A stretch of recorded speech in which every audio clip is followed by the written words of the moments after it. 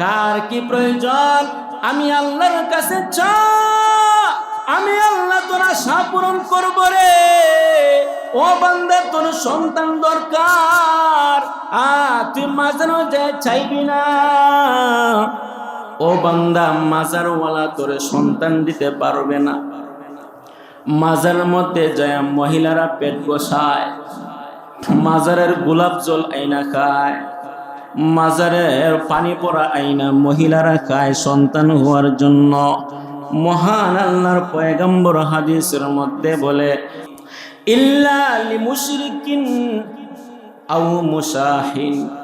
মুআয ইবনে জাবাল কয় পয়গম্বর যে বলেছেন মহান আল্লাহ প্রথম আসমানে আসে, এটাও সত্য। কার রিজিক লাগবে, কে বিপদে আছে, কার কি সমস্যা আল্লাহর কাছে চাইবে, আল্লাহ পূরণ করবে, এটাও সত্য। ইল্লা লিমুশরিকিন আও মুশাহিন, কিন্তু দুই শ্রেণীর মানুষ ছাড়া। কয় শ্রেণীর মানুষ? দুই শ্রেণীর মানুষ ছাড়া মহান আল্লাহ বাকি সব মানুষের আরজ আল্লাহ কবুল করেন। বৃদ্ধ একটা লোক পাথর থেকে বের হইছে, আল্লাহর পয়গম্বর ঈসা বলে আল্লাহ পাথরের ভিতরে মানুষ কিভাবে সম্ভব? আল্লাহ করে ঈসা দুনিয়ার জমিনে তোমার আমি যেমনে বানাইছি, পাথরের ভিতরে মানুষ আমি আল্লাহ বাঁচায় রেখেছি, এটা আমার দ্বারা সম্ভব। ঈসা রুহুল্লাহ বৃদ্ধ লোকটারে জিজ্ঞাসা করে তুমি পাথরের ভিতরে কেমনে? কয় দিন ধরে তুমি পাথরের ভিতরে, আর তোমার সামনে এই ফল কি? এই ফল তো আমি জীবনে দেখি নাই। বৃদ্ধ লোকটা কয় রে ঈসা পয়গম্বর জানো কি রে, আমার সামনে যে ফল এটা কি ফল? কয় কি ফল? এটা হলো জান্নাতি ফল। কয় তুমি কয়দিন যাবত পাথরের ভিতরে তুমি অবস্থান করতেছ? বৃদ্ধ লোকটা কয় আমি 400 বছর যাবত এই পাথরের ভিতর আল্লাহর ইবাদত করি। 400 বছর যাবত আমি পাথরের ভিতরে ইবাদত করে রে ঈসা, তুমি কেমনে খাওয়া দাওয়া করো? কয় আল্লাহ জান্নাতি ফল আমার কাছে অনাবরত দেয়, আমি 400 বছর পর্যন্ত এই পাথরের ভিতরে আছি। পয়গম্বর আল্লাহর কাছে খাইন্দা দিছে, কেঁদে কেঁদে বলে আল্লাহ আমি ভেবেছিলাম আমার মতো বুজুর্গ মনে হয় এই জমানায় আর কেউ নাই, এখন তো দেখি আমার থেকে আরো বড় বুজুর্গ আল্লাহ তুমি রাখছো। জোরে কও সুবহানাল্লাহ। ঈসা পয়গম্বরকে আল্লাহ বলে রে ঈসা পয়গম্বর এই পাথরের ভিতরে যে লোকটা 400 বছর ধরে আমার ইবাদত করে, ওই বান্দা তো তোমার থেকে আরো বেশি বুজুর্গ। তবে রে ঈসা শেষ জমানার মধ্যে আমার একজন শেষ নবী আসবে তোমার পরে। শেষ নবীর উম্মতেরা যদি একটা রাত আছে অর্ধ শাবানের রাত, 14 তারিখের অর্ধ শাবানের রাত, অর্থাৎ হলো শবে বরাত, এই রাত্রের মধ্যে যদি ওই শেষ নবীর উম্মতেরা এক রাত পাইয়া ওই শবে বরাতের রাত্রে যদি এরা আমি আল্লাহর কাছে চায়, আমি আল্লাহর কাছে যদি এরা কান্নাকাটি করে তওবা করে 400 বছর ওই বুজুর্গ 400 বছর ধরে আমি আল্লাহর ইবাদত করে, এর থেকে বড় বুজুর্গ আমি আল্লাহ শেষ নবীর উম্মত যারা শবে বরাতে আমি আল্লাহর কাছে তওবা করবে, আমি আল্লাহ ওই বুজুর্গর থেকে তাদেরকে আরো বড় বানায়া দেব। আল্লাহর নবী হাদিসের মধ্যে বলেন যে শবে বরাত সত্য। আমাদের সমাজে আহলে হাদিস বাইরা আছে, এরা শবে বরাত মানে না, এরা বলে শবে বরাত হলো বেদাত, এরা এটা কয়। কিন্তু উলামায়ে দেওবন্দ বিখ্যাত 8 জন সাহাবীর থেকে প্রমাণ করে দিয়েছেন, 8 জন সাহাবী থেকে বর্ণনা আছে, প্রমাণ আছে যে আল্লাহর নবী স্বয়ং বলেছেন শবে বরাতে আল্লাহ তাআলা বান্দার গুনাহ মাফ করেন। বলেন সুবহানাল্লাহ। 8 জন সাহাবী থেকে প্রমাণ আছে এটা। কিন্তু আহলে হাদিস যারা এরা বলে শবে বরাত বেদাত। এরা এই রাতের মধ্যে শুধু এশার নামাজটা পড়ে, এশার নামাজ পড়ে এরা যার যার বাড়িতে চলে আসে, মসজিদে আর বসে না। কয় এই রাত্রে আবার আমল কিতা, এটা তো বেদাত। এরা কয় বেদাত, একটু সামান্য বাড়াই দিন। এরা কয় এই রাতের মধ্যে কোনো আমল নাই, এটা বেদাত। কিন্তু আপনাদেরকে আমি বলি, ও কল্যাণ মুসলমান বলেন, শবে বরাত কি আপনাদের মতে কি শবে বরাত বেদাত, নাকি এই রাত্রে আল্লাহর নবী আমলের কথা বলছেন এটার উপর আপনাদের বিশ্বাস আছে? তো প্রমাণও আছে, প্রমাণও আছে। প্রমাণ শুনেন, ইবনে মাজাহ শরীফের হাদিস। আল্লাহর নবীর একজন সাহাবী বলেন, হযরতে মুআয ইবনে জাবাল, আন মুআয ইবনে জাবাল আনিন নবী সাল্লাল্লাহু আলাইহি ওয়াসাল্লাম قال يطلع الله إلى خلقه في ليلة النصف من شعبان। মুআয ইবনে জাবাল রাদিয়াল্লাহু তাআলা আনহু বলে, ও দুনিয়ার মানুষেরা শুনো, আমার পয়গম্বর থেকে আমি শুনেছি, আমার পয়গম্বর এই কথা বলতে আমি শুনেছি, শবে বরাতের রাত্রে আল্লাহ পাক বান্দা আর বান্দির উপর আল্লাহ দৃষ্টিপাত করেন। জোরে কোন সুবহানাল্লাহ। দৃষ্টিপাত বুঝেন তো? অর্থাৎ বান্দার দিকে আল্লাহ তাআলা ওই রাত্রে আল্লাহ বান্দার দিকে বিশেষ নজরে তাকায়। জোরে বলেন সুবহানাল্লাহ। মুআয ইবনে জাবাল বলে, শুধু এখানে সমাপ্ত নয়, মহান আল্লাহ ওই রাত্রির মধ্যে রে প্রথম আসমানের মধ্যে মহান আল্লাহ আসেন। কয় সূর্য যখন অস্ত যায়, সূর্য যখন ডুবে যায় পশ্চিম দিকে, আপনাদের এলাকায় কি সূর্য পশ্চিম দিকে ডুবে নাকি পূর্ব দিকে? জোরে বলেন। দেখতেছি আপনাদের মনোযোগ আসেনি। আপনারা যদি মনোযোগ দেন আমিও সুন্দর করে কইতে পারবো। আর আপনারা যদি ঘুমায় চিন্তা করুন, আমি ঘুমাইয়ার মনে ভালো লাগতেছে না, আমারও ভালো লাগছে। যখন দেখবো আপনাদের এসকে আজকে শোনার, আমারও এস করবো বলার। একটা কথা কয়, খাউন না যদি ভালো হয় শাহিদারি করতে ভালো লাগে, আর খাউন না যদি ভালো হয় না এটা বাদ দিয়ে চিল্লা, এটা হতো খাইতারি না ফের ঘুরে গেছে। তাহলে বলেন, সূর্য কি পশ্চিম দিকে হেইলা পড়ে নাকি পূর্ব দিকে হেইলা পড়ে? মুআয ইবনে জাবাল বলে, সূর্য যখন পশ্চিম দিকে ডুবে যায়, সূর্য যখন অস্ত যায়, নবী বলেছেন মহান আল্লাহ প্রথম আসমানের মধ্যে আসেন। জোরে কোন সুবহানাল্লাহ। প্রথম আসমানের মধ্যে আইসা মহান আল্লাহ বান্দা আর বান্দীদেরকে ডাকে, ও আমার বান্দা বান্দিরা রে, কার কার বান্দা তোর রিজিকের অভাব, আমি আল্লাহর কাছে তুই রিজিক তালাশ কর, আমি আল্লাহর কাছে তুই রিজিক চা। জোরে কও সুবহানাল্লাহ। ও বান্দা, কে কি সমস্যায় আছো আমার কাছে চা, আমি আল্লাহ তোর সমস্যা সমাধান করে দেব। জোরে কও সুবহানাল্লাহ। কার কার সন্তান দরকার, বান্দা আমি আল্লাহর কাছে চাও, আমি আল্লাহ তোর সন্তান দিয়ে দেব রে। আমি আল্লাহর কাছে তুই ওই রাত্রিতে সন্তান চা, আমি আল্লাহ তোর ভাগ্য নির্ধারণ করি ওই রাত্রিতে। সুতরাং ওই রাত্রিতে যা আমি আল্লাহর কাছে চাইবি তা আমি আল্লাহর থেকে পাইবি। জোরে কও সুবহানাল্লাহ। অন্যান্য দিন গুলাতে মহান আল্লাহ তাহাজ্জুদের সময় প্রথম আসমানে আসে, কিন্তু শবে বরাতের রাত্রে মহান আল্লাহ প্রথম আসমানের মধ্যে আসে। শবে বরাতের মধ্যে আল্লাহ সন্ধ্যার টাইমে, অর্থাৎ সূর্য যখন অস্ত যায়, ওই সময় আল্লাহ প্রথম আসমানে আসেন। কতক্ষণ পর্যন্ত তাকে, আবার যখন সূর্যটা পূর্ব দিকে উঠবে, অর্থাৎ সূর্য উদিত হওয়ার আগ পর্যন্ত মহান আল্লাহ প্রথম আসমানের মধ্যে বান্দার বান্দিরে কয়, কার কি প্রয়োজন আমি আল্লাহর কাছে চা, আমি আল্লাহ তোর আশা পূরণ করব রে। ও ও বান্দা তোর সন্তান দরকার, তুই মাজারও যায় চাইবি না। ও বান্দা মাজারওয়ালা তোর সন্তান দিতে পারবে না। মাজারের মধ্যে যায় মহিলারা পেট বসায়, মাজারের গোলাপ জল আইনা খায়, মাজারের পানি পড়া আইনা মহিলারা খায় সন্তান হওয়ার জন্য। মহান আল্লাহর পয়গম্বর হাদিসের মধ্যে বলে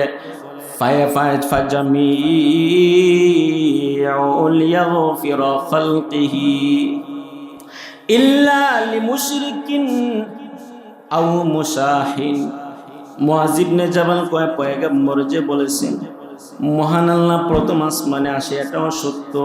কার রিজিক লাগবে, কে বিপদে আছে, কার কি সমস্যা, আল্লাহর কাছে চাইবে, আল্লাহ পূরণ করবে, এটাও সত্য। ইল্লা লিমুশরিকিন আও মুশাহিন, কিন্তু দুই শ্রেণীর মানুষ ছাড়া। কয় শ্রেণীর মানুষ?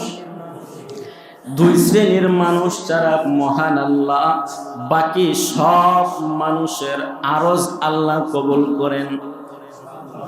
এই দুই ধরনের মানুষ ইল্লা লিমুশরিকিন আও মুশাহিন। এই দুই ধরনের মানুষ হলো যারা দুনিয়াতে শিরিক করে, মুশরিক যারা, আল্লাহর সাথে যারা শরীক করে। মানুষে কয় ইস তমজিদ ভাই যদি আমারে ৫,০০০ টাকা না দিত আমি সমস্যাটার থেকে উদ্ধার হতে পারলাম না রে, আমি গেছিলাম গা, আর আমারে ফাইলে না তো। এই কথাটাও শিরিক। তমজিদ ভাই বাঁচাইছে এই সমস্যার থেকে টাকা দিয়ে, না আল্লাহ বাঁচাইছে। তমজিদ ভাই খালি তোমারে ৫,০০০ টাকা হাওলাত দিছে, তোমারে উদ্ধার করছে, তোমারে শুধু একটা উসিলা, উনি মাত্র একটা উসিলা এই সমস্যার থেকে সমাধান করলেন কে? কিন্তু আমরা বুঝি না, আমরা কই মুখে সাহায্য করুন রে আমি পাচ্ছি। আল্লাহ কয় এই কথাটা সহ বান্দা শিরিক। মাজারে যায় সেজদা দেও তুমি শিরিক, কবরস্থানের পাশে মোমবাতি জ্বালাও বান্দা শিরিক। ও বান্দা মাজারের মধ্যে যায় তুমি মোমবাতি জ্বালাও, এটাও শিরিক। মাজারের মধ্যে যে শুয়ে আছে এর কবরের মধ্যে হলো অন্ধকার, তুমি উপরে আলো জ্বালাইয়া লাভ কি? কথা বুঝেন নাই? যে মাজারের মধ্যে তুমি যায় চাও, মাজারও যে বন্ড শুয়ে আছে এর কবর অন্ধকার, উপরে লাইট জ্বালাইয়া লাভ কি?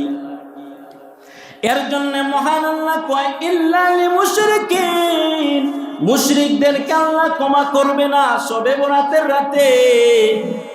আও মুসা, আল্লাহ আজকে আমারে মাফ করবে না। একটা হাদিস পাওয়া যায়, অনেক রাবি বলেছেন ওই হাদিসটা দুর্বল, অনেক মুহাদ্দিসরা কয় এই হাদিসটা হলো যায়িফ হাদিস, দুর্বল হাদিস। হাদিসটা কি? পয়গম্বর ঈসা আলাইহিস সালাতু ওয়াস সালাম, আপনাদেরকে অহংকারের সংজ্ঞা বুঝাইতেছি।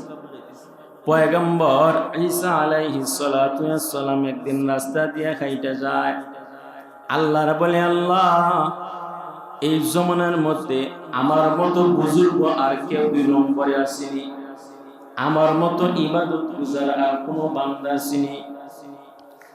মহান আল্লাহ কইরা ঈসা তোমার কথার মধ্যে অহংকার গন্ধ পায়, ও ঈসা যাও তুমি সামনের দিকে যাও। ঈসা রূহুল্লাহ সামনের দিকে আগায়, আগাইতে আগাইতে যা দেখে বিশাল আকারের একটা পাথর। আল্লাহরে বলে আল্লাহ এত বড় পাথর তো জীবনে দেখি নেই। আল্লাহ করে ঈসা তোমার হাতে যে লাঠি আছে লাঠি দ্বারা পাথরের মধ্যে তুমি আঘাত করো। পয়গম্বর ঈসা পাথরের মধ্যে যখন আঘাত করলেন, পাথরটা সঙ্গে সঙ্গে 2 টুকরা হয়ে গেছে। জোরে কও সুবহানাল্লাহ। এখন পাথর 2 ভাগ হওয়ার পরে পাথর থেকে একটা মানুষ বের হইছে, বৃদ্ধ একটা লোক পাথর থেকে বের হইছে।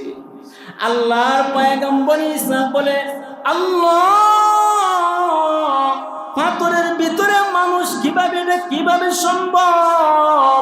আল্লাহ করে ঈসা দুনিয়ার জমিনে তোমার আমি যেমনে বানাইছি, পাথরের ভিতরে মানুষ আমি আল্লাহ বাঁচায় রেখেছি, এটা আমার দ্বারা সম্ভব। ঈসা রুহুল্লাহ বৃদ্ধ লোকটারে জিজ্ঞাসা করে, তুমি পাথরের ভিতরে কেমনে, কয় দিন ধরে তুমি পাথরের ভিতরে, আর তোমার সামনে এই ফল কি? এই ফল তো আমি জীবনে দেখি নাই। বৃদ্ধ লোকটা কয়, রে ঈসা পয়গম্বর, জানো কি রে, আমার সামনে যে ফল এটা কি ফল? কয় কি ফল? এটা হলো জান্নাতি ফল। কয় তুমি কয়দিন যাবত পাথরের ভিতরে তুমি অবস্থান করতেছ? বৃদ্ধ লোকটা কয়, আমি 400 বছর যাবত এই পাথরের ভিতর আল্লাহর ইবাদত করি। 400 বছর যাবত আমি পাথরের ভিতরে ইবাদত করে রে ঈসা, তুমি কেমনে খাওয়া দাওয়া করো? কয় আল্লাহ জান্নাতি ফল আমার কাছে অনাবরত দেয়, আমি 400 বছর পর্যন্ত এই পাথরের ভিতরে আছি। পয়গম্বর আল্লাহর কাছে খাইন্দা দিছে, কেঁদে কেঁদে বলে, আল্লাহ, আমি ভেবেছিলাম আমার মতো বুজুর্গ মনে হয় এই জমানায় আর কেউ নাই, এখন তো দেখি আমার থেকে আরো বড় বুজুর্গ আল্লাহ তুমি রাখছো। জোরে কও সুবহানাল্লাহ। ঈসা পয়গম্বরকে আল্লাহ বলে, ঈসা পয়গম্বর, এই পাথরের ভিতরে যে লোকটা 400 বছর ধরে আমার ইবাদত করে, ওই বান্দা তো তোমার থেকে আরো বেশি বুজুর্গ। তবে রে ঈসা, শেষ জমানার মধ্যে আমার একজন শেষ নবী আসবে তোমার পরে। শেষ নবীর উম্মতেরা যদি একটা রাত আছে, অর্ধ শাবানের রাত, 14 তারিখের অর্ধ শাবানের রাত, অর্থাৎ হলো শবে বরাত, এই রাত্রের মধ্যে যদি ওই শেষ নবীর উম্মতেরা এক রাত পাইয়া ওই শবে বরাতের রাত্রে যদি এরা আমি আল্লাহর কাছে চায়, আমি আল্লাহর কাছে যদি এরা কান্নাকাটি করে তওবা করে, 400 বছর ওই বুজুর্গ 400 বছর ধরে আমি আল্লাহর ইবাদত করে, এর থেকে বড় বুজুর্গ আমি আল্লাহ, শেষ নবীর উম্মত যারা শবে বরাতে আমি আল্লাহর কাছে তওবা করবে, আমি আল্লাহ ওই বুজুর্গর থেকে তাদেরকে আরো বড় বানাইয়া দেব।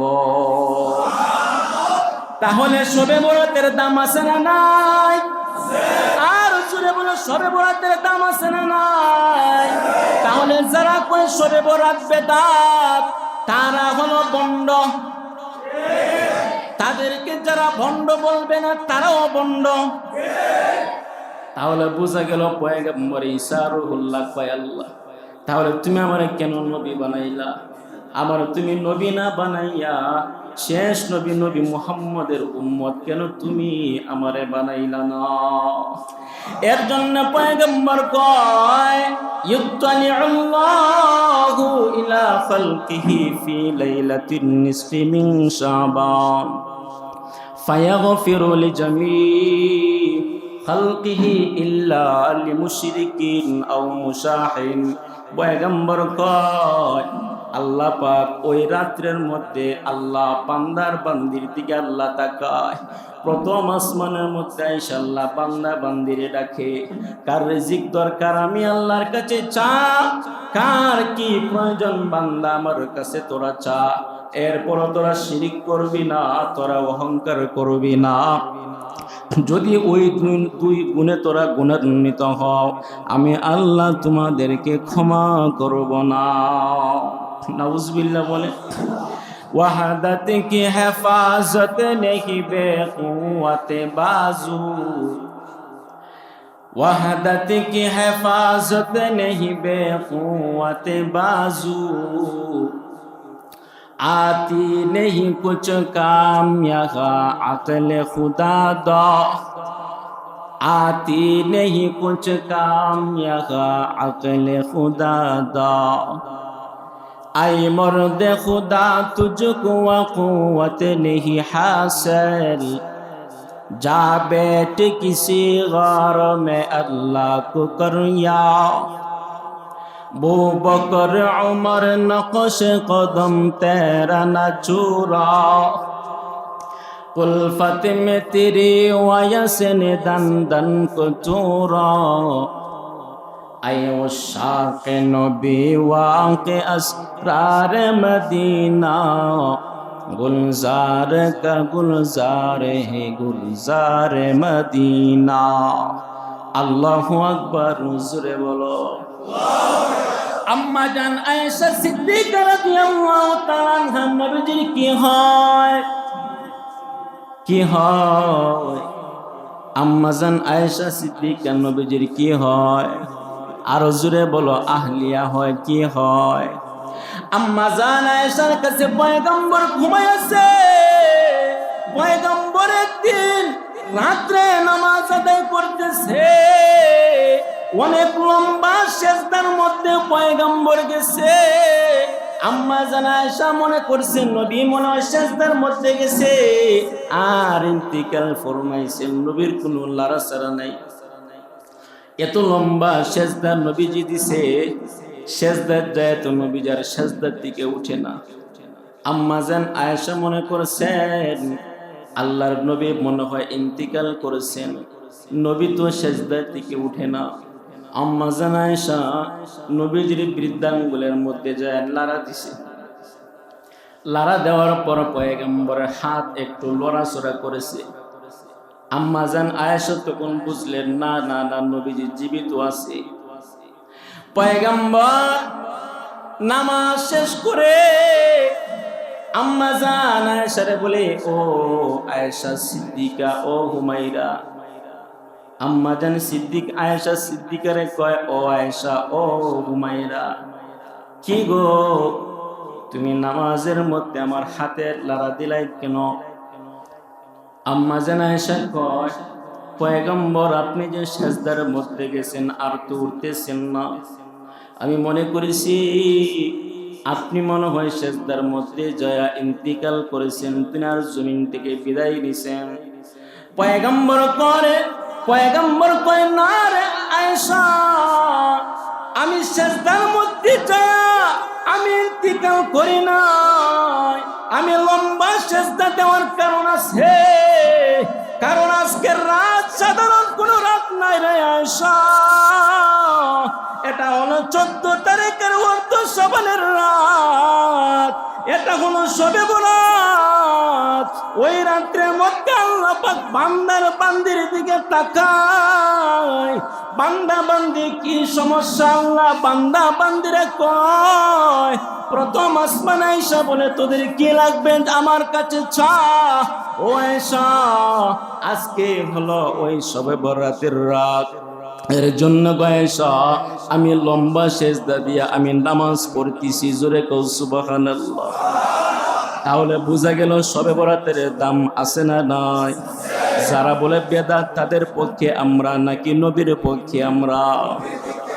পয়গম্বর কয়, ও আয়েশা ওই শবে বরাত যখন আসবে গো আয়েশা, ওই রাত্রিতে বেশি বেশি জিকির আজকার করবা, আল্লাহ নামের জিকির করবা, তাসবিহ পড়বা, ইস্তেগফার পাঠ করবা, কোরআন তেলাওয়াত করবা। রাত্রের বেলা আল্লাহর জিকির আজকার করবা রে। আর সকাল বেলায় 15 তারিখে রোজা রাখবা। ইবনে মাজাহ শরীফের হাদিস এটা। ইবনে মাজাহ শরীফের হাদিস থেকেও বোঝা গেল পয়গম্বর যে বলেছেন শবে বরাত সত্য, এটা সত্য। সুতরাং যারা কয় বেদাত, এই বেদাতের পক্ষে আমরা না। তাহলে এতক্ষণ আমরা বুঝলাম শবে বরাত সত্য নাকি মিথ্যা, হাদিসের থেকে দলিল সহ আমরা শুনলাম। এখন শুনবো এই শবে বরাতের করণীয় কি। এই শবে বরাতের 8টা করণীয় আছে। কয়টা করণীয়? 8টা করণীয় বইলে শেষ করে দিব ইনশাআল্লাহ। 8 নম্বরের মধ্যে 1 নম্বর করণীয় হলো আল্লাহর নবী বলে যারা শবে বরাত পাইল এরা যেন পুরুষ যারা আছে এরা তো মহিলারা তো আর মসজিদে যায় জামাতে নামাজ আদায় করে না। পুরুষ যারা আছে এরা যেন শবে বরাত পাইলে মাগরিব এশা ফজর এই 3 ওয়াক্তের নামাজ যেন এরা মসজিদে যায় জামাতে শহীদ করে। সুবহানাল্লাহ বলো। 2 নম্বর হলো এই রাত্রিতে যেন বেশি বেশি নফল ইবাদত করে। কি করে? যেমন নফল নামাজ যেন ওরা করে। এখন বিভিন্ন বই পুস্তকের মধ্যে আপনার বড় বড় সবার মধ্যে কিছু হরেক মাল এরা বসে কিছু বই পুস্তক লইয়া সুলেমানি বই, বিভিন্ন বই আছে ইসলামিক বই, এগুলোত লেখা থাকে শবে বরাতের মধ্যে সূরা কাফিরুন পড়তে হবে, সূরা ইখলাস পড়তে হবে, নির্দিষ্ট সূরা পড়তে হবে।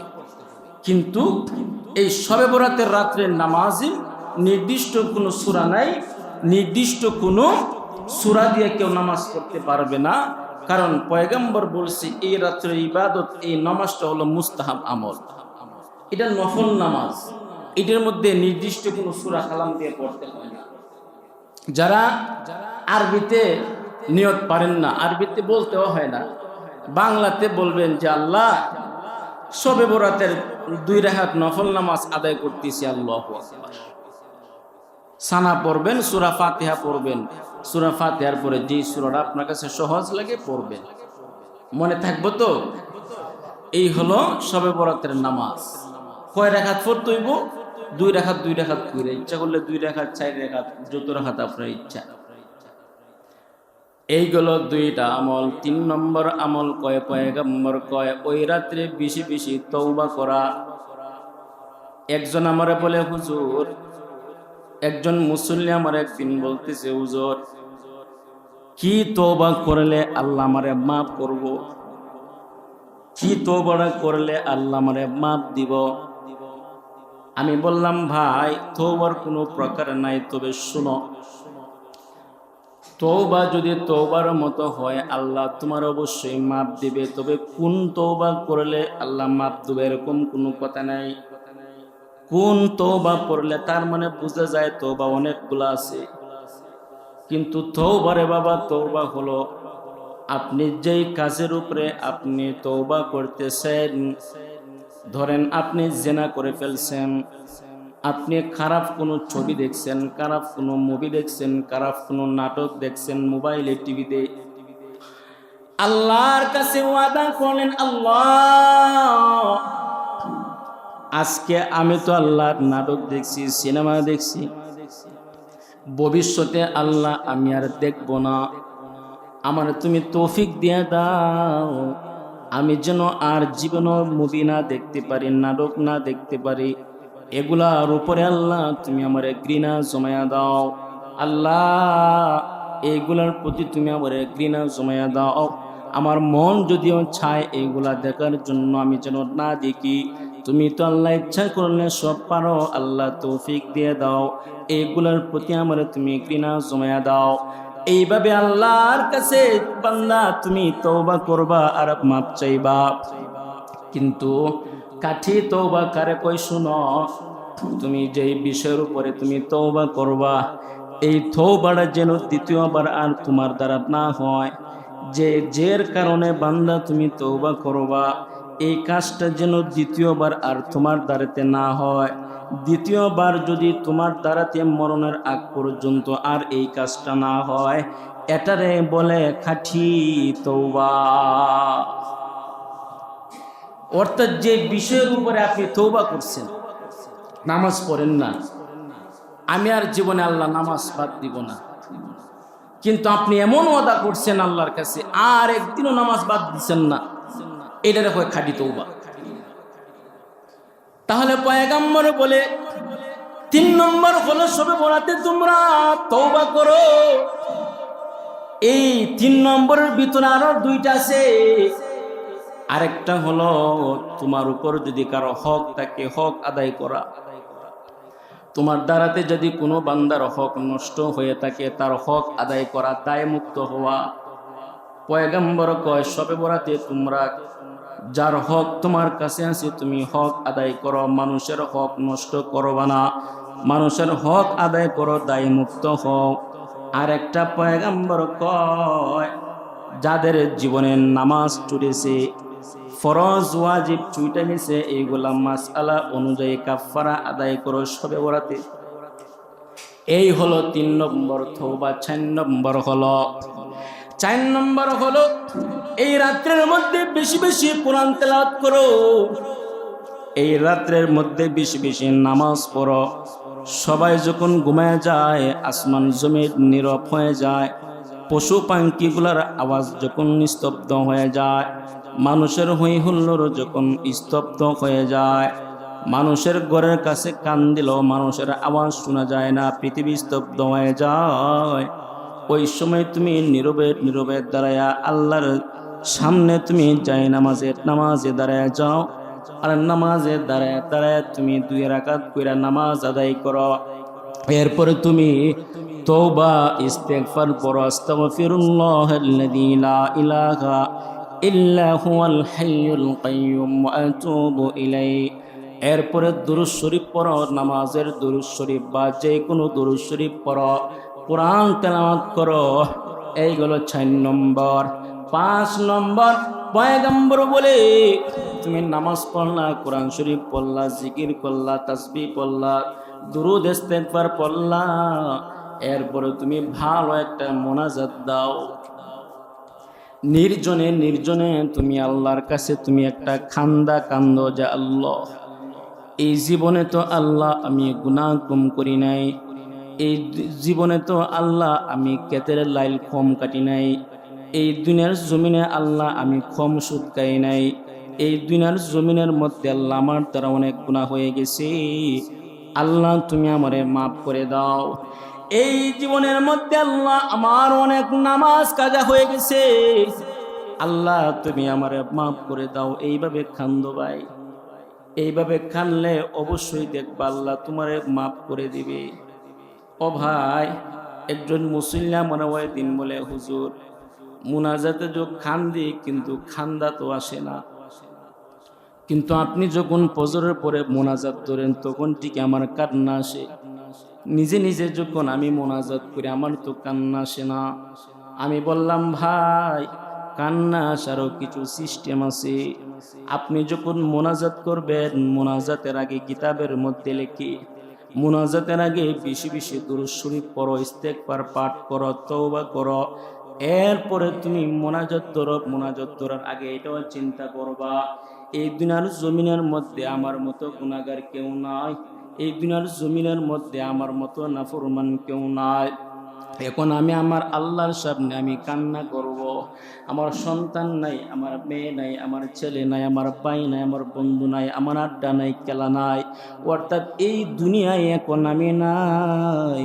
আর 5 মিনিট পরে আমার আজরাইল আইসা পড়বে, সাকরাত শুরু হয়ে যাবে, আমি মারা যাব।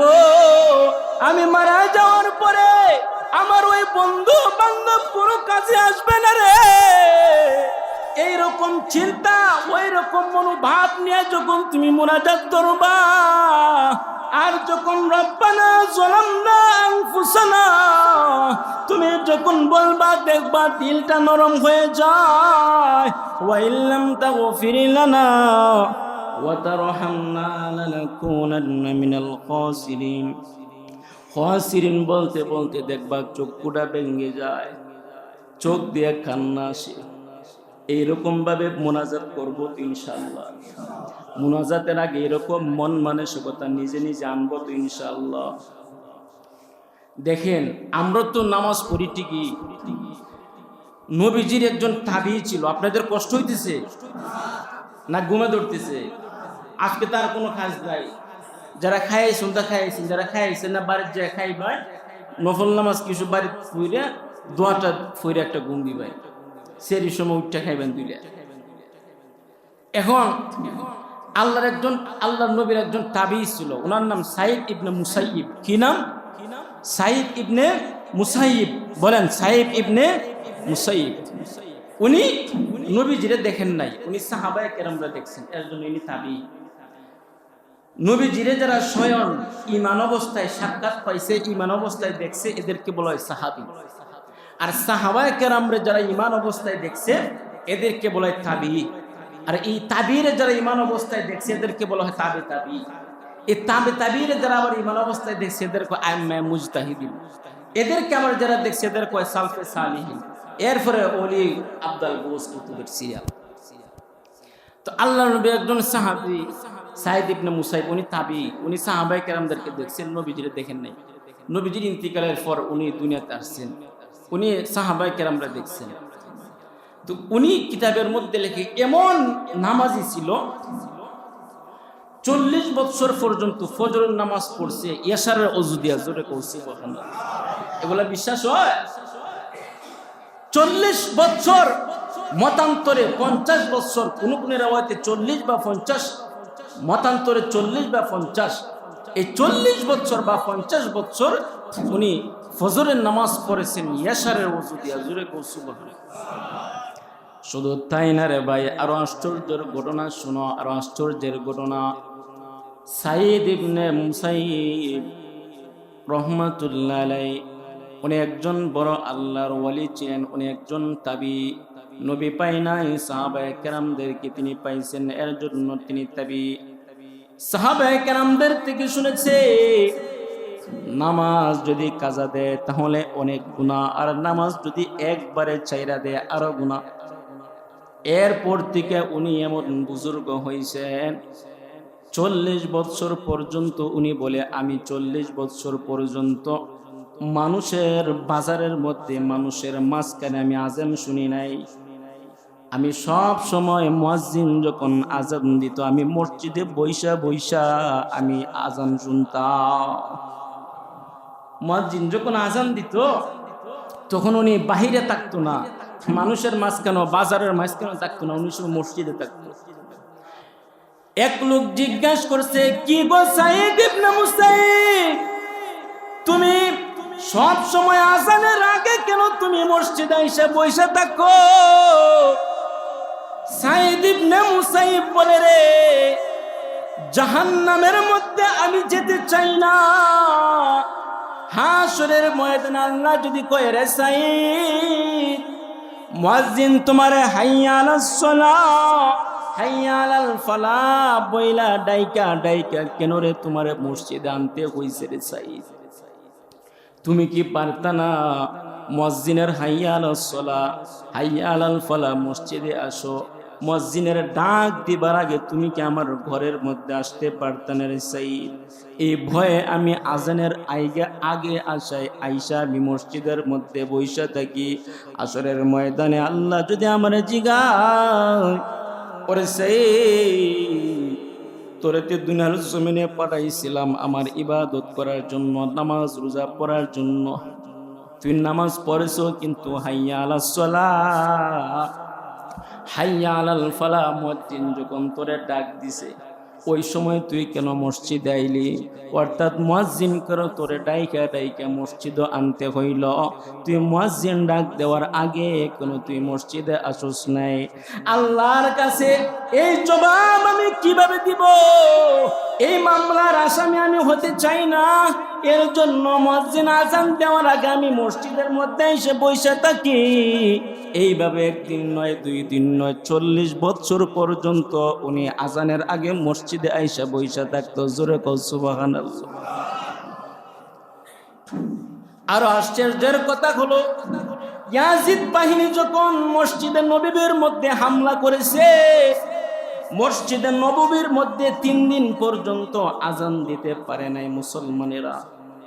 ইয়াজিদ বাহিনী বর্তমান কয়েকদিন আগে যে বাংলাদেশে আওয়ামী লীগ ছিল, আওয়ামী লীগ যেভাবে ইমানদারদের উপরে চাপে পড়েছিল, কেন বলেন? শুধু ক্ষমতার লোভে।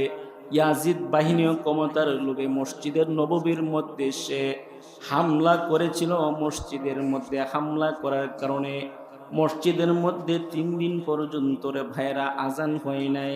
ওই সাঈদ ইবনে মুসাইয়িব মসজিদের নববীর ভিতরে 3 দিন পর্যন্ত বসা ছিল। ইয়াজিদ বাহিনীরা যখন মসজিদের মধ্যে পাহারা দেয়, নামাজ পড়ার জন্য কেউ আসলো কিনা, আজান দেওয়ার জন্য কেউ আসলো কিনা, তারা বন্দি করবে, তারা হত্যা করবে, পাহারা দেওয়ার জন্য ইয়াজিদ বাহিনী আসতো। কিন্তু সাঈদ ইবনে মুসাইয়িব বলে, ইয়াজিদ বাহিনী যখন মসজিদের নববীর মধ্যে আসতো তখন আমি পাগলের বাহানা করতাম। ইয়াজিদ বাহিনী আমারে দেখিয়া কইতো, এটা পাগল, এটারে ছাইরা দে। আমি পাগলের বাহানা করতাম। এরপর আমি সাঈদ ইবনে মুসাইয়িবের ভিতরে এরকম ছিল, 3 দিন পর্যন্ত মসজিদে নববীর ভিতরে আজান হয় না। আমি সাইদ ইবনে মুসাইব দুনিয়ার জমিনে থাকতে আল্লাহর পয়গম্বরের মসজিদের নববীর মধ্যে সেজদা হবে না এরকম যেন না হয়, এর জন্য 3 দিন পর্যন্ত আমি মসজিদের মধ্যে বসেছিলাম। জোরে কও সুবহানাল্লাহ। উনি 3 দিন পর্যন্ত লুকায়া লুকায়া মসজিদের নববীতে সেজদা দিছে। কারণ আল্লাহ যদি সবাইরে জিগায় কি রে মসজিদের নববীর মধ্যে 3 দিন পর্যন্ত কেন সেজদা দেওয়া হয় নাই, এই জবাব কিভাবে দিব? এর জন্য আমি সাইদ ইবনে মুসাইব পাগলের বাহানা করে 3 দিন পর্যন্ত মসজিদে বসেছিলাম। আজান হয় না, লুকায় লুকায় সেজদা দেই আল্লাহরে। একদিন আমি শুনি আজানের আওয়াজ শোনা যায় গুনগুন গুনগুন করে। আমার কানটা যখন আমি এইভাবে পাইতে দিলাম, তখন শুনি আমার নবীর রওজা মুবারক থেকে আল্লাহু আকবার শোনা যায় রে উম্মত। তার মানে বোঝা গেল 3 দিন পর্যন্ত মসজিদে নববীতে যদিও মাইকে মিনারায় আজান হয় নাই, রওজার মধ্য থেকে আমার নবী আজান দিয়েছে। জোরে কোন সুবহানাল্লাহ। এই সাইদ ইবনে মুসাইব সেও তো আল্লাহর ওলি, সেও তো আল্লাহর বান্দা, সেও তো ওই নবীর উম্মত, আমরাও ওই নবীর উম্মত। আজকে আমরা নামাজ পড়ি ঠিকই, আজান অনেক চলে যায়, কিন্তু আমরা মসজিদে আসি না। জামাত চলে, অনেক মুসল্লি দেখা যায় বাহিরে গল্প করে। 1 রাকাত চলে গেছে, 2 রাকাত চলে গেছে, তার কোনো টান নেই। ওযু করে ঘুমায়া ঘুমায়া আর গল্প করে। তার মানে বোঝা গেল সে জামাতের গুরুত্ব এখনো বুঝে নাই। সে মনে করেছে নামাজে আসছে, জামাতটা ধর্ম, এটাই যথেষ্ট। কিন্তু রে ভাই, জামাতের গুরুত্ব যদি তুমি বুঝতা, তাহলে তোমার রাকাত চুইটা যায়, ফরজ নামাজ রাকাত চুইটা যায়, জামাত চুইটা যায়, তুমি দাঁড়ায়া দাঁড়ায়া বাহিরে গল্প করতে না। জোরে কও সুবহানাল্লাহ। এর জন্য 5 নম্বরে বলেছিলাম আল্লাহর কাছে কান্নাকাটি করা, দুরূদ ইস্তেগফার পর আল্লাহর কাছে কান্না করা। 6 নম্বর হলো বেশি বেশি দান সদকা করা। পয়গম্বর কয় শবে বরাতের রাত্রে তোমরা বেশি বেশি দান সদকা করো। আজকে তো আপনারা মাশাআল্লাহ অনেক দান সদকা করলেন, আলহামদুলিল্লাহ। এরপরে 7 নম্বর হলো পয়গম্বর বলে শবে বরাত হলো আরবি মাসের 14 তারিখ দিন রাত, 15 তারিখে তোমরা রোজা রাখবা। আপনারা সবাই ওয়াদা করেন আগামীকাল রোজা রাখবেন তো ইনশাআল্লাহ। এরপরে পয়গম্বর কয় 8 নম্বর হলো তোমরা সালাতুত তাসবিহ নামাজ আদায় করবা।